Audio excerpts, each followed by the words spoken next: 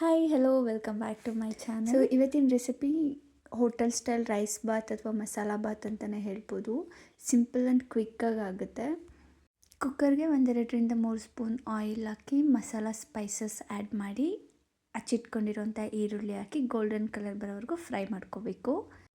ಈ ಬಾತ್ಗೆ main ingredients potato ಮತ್ತು capsicum.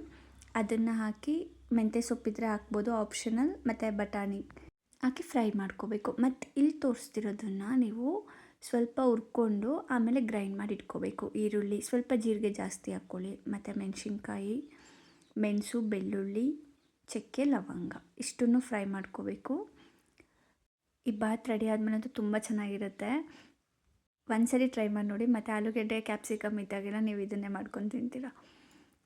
So ಆಗಲೇ ತೋರಿಸಿದ ಇಂಗ್ರೀಡಿಯೆಂಟ್ಸ್ ಎಲ್ಲ ಫ್ರೈ ಆದಮೇಲೆ ಅದಕ್ಕೆ ಸ್ವಲ್ಪ ಕೊಬ್ಬರಿ ತುರಿ ಹಾಕ್ಕೊಳ್ಳಿ, ಮತ್ತು ಕೊತ್ತಂಬರಿ ಸೊಪ್ಪು ಇದ್ದರೆ ಪುದೀನೂ ಆ್ಯಡ್ ಮಾಡಿ ಗ್ರೈಂಡ್ ಮಾಡಿಟ್ಟಂಥ ಮಸಾಲೆನ ಆ್ಯಡ್ ಮಾಡಿ ಅದಕ್ಕೆ ಸ್ವಲ್ಪ ಅರಿಶಿನ, ಉಪ್ಪು ಹಾಕಿ ಒಂದು 2 ಮಿನಿಟ್ಸ್ ಲೋ ಫ್ಲೇಮಲ್ಲಿ ಫ್ರೈ ಮಾಡಿ, ಯಾಕಂದರೆ ಅದು ಸ್ಮೆಲ್ಲೆಲ್ಲ ಹೋಗಬೇಕು.